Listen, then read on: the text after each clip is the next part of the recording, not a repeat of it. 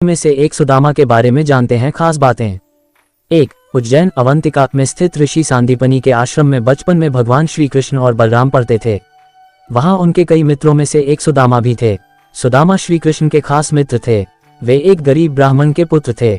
सुदामा और श्री कृष्ण आश्रम से भिक्षा मांगने नगर में जाते थे। आश्रम में आकर भिक्षा गुरु माँ के चरणों में रखने के बाद ही भोजन करते थे। परंतु सुदामा को बहुत भूख लगती थी तो वे चुपके से कई बार रास्ते में ही आधा भोजन चट कर जाते थे। 2, एक बार गुरु माँ ने सुदामा को चने देकर कहा कि इसमें से आधे चने श्री कृष्ण को भी दे देना और तुम दोनों जाकर जंगल से लकड़ी बिन लाओ। फिर दोनों जंगल में लकड़ी बिनने चले गए। वहां बारिश होने लगी और तभी दोनों एक शेर को देखकर वृक्ष पर चढ़ जाते हैं। ऊपर सुदामा और नीचे श्री कृष्ण। फिर सुदामा अपने पल्लू से चने निकालकर चने खाने लगता है। चने खाने की आवाज सुनकर श्री कृष्ण कहते हैं, अरे ये कट-कट की आवाज कैसी आ रही है, कुछ खा रहे हो क्या? सुदामा कहता है, नहीं, ये तो सर्दी के मारे मेरे दांत कटकटा रहे हैं।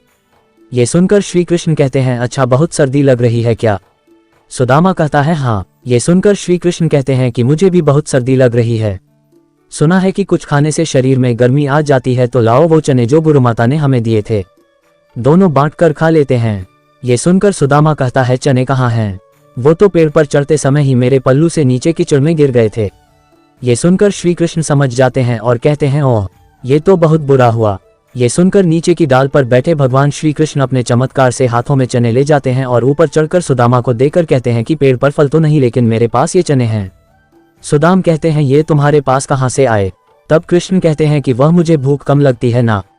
जब पिछली बार गुरुमाता ने जो चने दिए थे वह अब तक मेरी अंटी में बंधे हुए थे, ले लो अब जल्दी से खा लो। ये सुनकर सुदामा कहता है, नहीं नहीं, मैं इसे नहीं ले सकता। तब श्री कृष्ण पूछते हैं, क्यों नहीं ले सकते? सुदामा रोते हुए कहता है कि क्योंकि मैं इसका अधिकारी नहीं हूं और मैं तुम्हारी मित्रता का भी अधिकारी नहीं हूं। मैंने तुम्हें धोखा दिया है कृष्ण, मुझे क्षमा कर दो। कृष्ण कहते हैं, अरे जिसे मित्र कहते हो उससे क्षमा मांगकर उसे लज्जित न करो मित्र।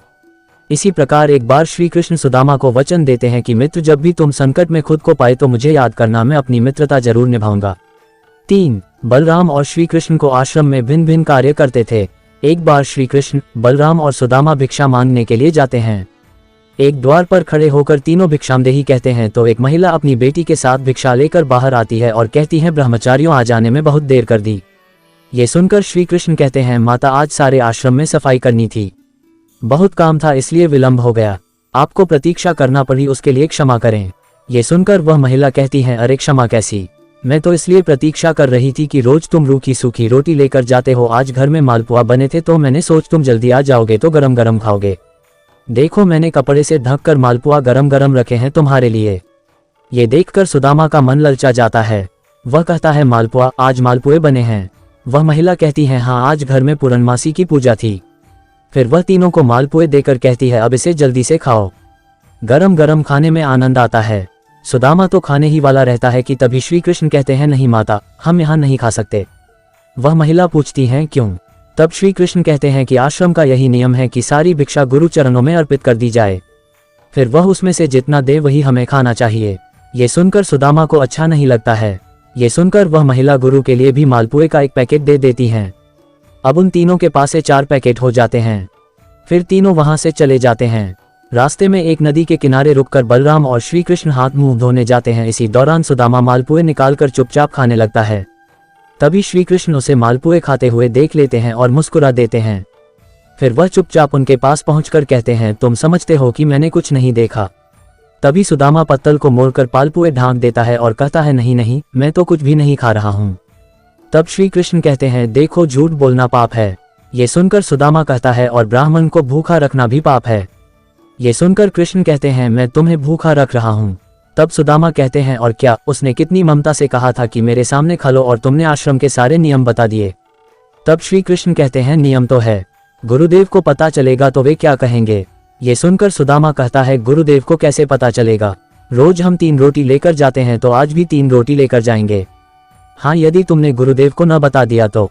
ये सुनकर कृष्ण कहते हैं कि देखो मैं तुम्हारा मित्र हूँ और मित्रता का धर्म कहता है कि मित्र की कमजोरी पर पर्दा डालना चाहिए।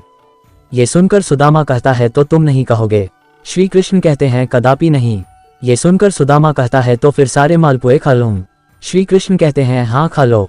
फिर सुदामा खा लेता है तो श्री कृष्ण मालपुए की एक पत्तल निकालकर सुदामा को देते हैं और कहते हैं ये तुम्हारे हिस्से की भिक्षा हो गई, गुरुमाता को दे देना। ये देखकर सुदामा प्रसन्न होकर कहता है कुछ भी कहो, तुम मित्र बड़े खरे हो। 4 कहते हैं कि सुदामा जी शिक्षा और दीक्षा के बाद अपने ग्राम अस्मावतीपुर वर्तमान पोरबंदर में भिक्षा मांगकर अपना जीवन यापन करते थे। सुदामा एक गरीब ब्राह्मण थे। विवाह के बाद वे अपनी पत्नी सुशीला और बच्चों को बताते रहते थे कि मेरे मित्र द्वारिका के राजा श्री कृष्ण हैं जो बहुत ही उदार और परोपकारी हैं। ये सुनकर एक दिन उनकी पत्नी ने डरते हुए उनसे कहा कि यदि आपने मित्र साक्षात लक्ष्मीपति हैं और उदार हैं तो आप क्यों नहीं उनके पास जाते हैं, वे निश्चित ही आपको प्रचुर धन देंगे जिससे हमारी कष्ट में गृहस्थी में थोड़ा बहुत तो सुख आ जाएगा। सुदामा संकोचवश पहले तो बहुत मना करते रहे, लेकिन पत्नी के आग्रह पर एक दिन वे कई दिनों की यात्रा करके द्वारिका पहुंच गए। उन्हें कुछ भी नहीं दिया। रास्ते भर सुदामा सोचते रहे कि हो सकता है कि उन्हें इसी कारण से धन नहीं दिया गया होगा कि कहीं उनमें अहंकार न आ जाए। यह विचार करते करते सुदाम अपने मन को समझाते हुए जब घर पहुंचे तो देखा उनकी कुटिया के स्थान पर एक भव्य महल खड़ा है और उनकी पत्नी स्वर्णाभूषणों से लदी हुई तथा सेविकाओं से घिरी हुई हैं।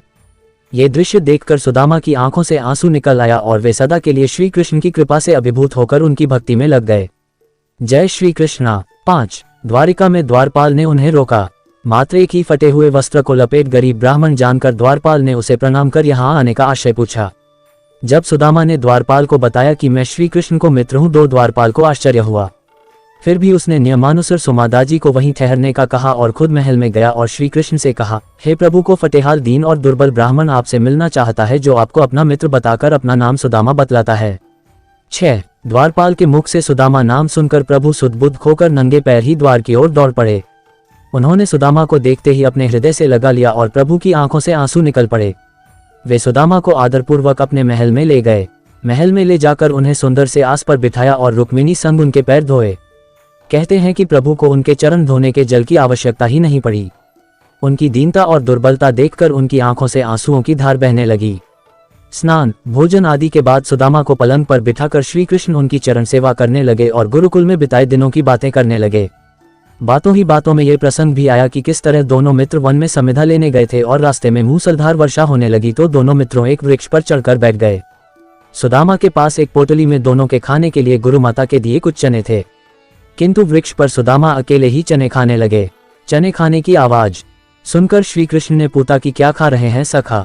सुदामा ने ये सोचकर झूठ बोल दिया कि कुछ चने कृष्ण को भी देने पड़ेंगे। उन्होंने कहा, कुछ खा नहीं रहा हूँ, ये तो ठंड के मारे मेरे दांत कड़कड़ा रहे हैं। 7 इस प्रसंग के दौरान ही श्री कृष्ण ने पूछा, भाभी ने मेरे लिए कुछ तो भेजा होगा। सुदामा संकोचवश एक पोटली छिपा रहे थे। भगवान मन में हंसते हैं कि उस दिन चने छिपाए थे और आज तंदुल छिपा रहा है। फिर भगवान ने सोचा कि जो मुझे कुछ नहीं देता मैं भी उससे कुछ नहीं देता, लेकिन मेरा भक्त है तो अब इससे छीनना ही पड़ेगा। तब उन्होंने तंदुल की पोटली छीन ली और सुदामा के प्रारब्ध कर्मों को क्षीण करने के हेतु तंदुल को बेहद चाव से खाया था। फिर सुदामा ने अपने परिवार आदि के बारे में तो बताया, लेकिन अपनी दरिद्रता के बारे में कुछ नहीं बताया। अंत में प्रभु ने सुदामा को सुंदर शैया पर सुलाया। 8 फिर दूसरे दिन भरपेट भोजन कराने के बाद सुदामा को विदाई दी, किंतु विदाई के दौरान उन्हें कुछ भी नहीं दिया। रास्ते भर सुदामा सोचते रहे कि हो सकता है कि उन्हें इसी कारण से धन नहीं दिया गया होगा कि कहीं उनमें अहंकार न आ जाए। यह विचार करते करते सुदाम अपने मन को समझाते हुए जब घर पहुंचे तो देखा उनकी कुटिया के स्थान पर एक भव्य महल खड़ा है और उनकी पत्नी स्वर्णाभूषणों से लदी हुई तथा सेविकाओं से घिरी हुई हैं। ये दृश्य देखकर सुदामा की आंखों से आंसू निकल आया और वे सदा के लिए श्री कृष्ण की कृपा से अभिभूत होकर उनकी भक्ति में लग गए।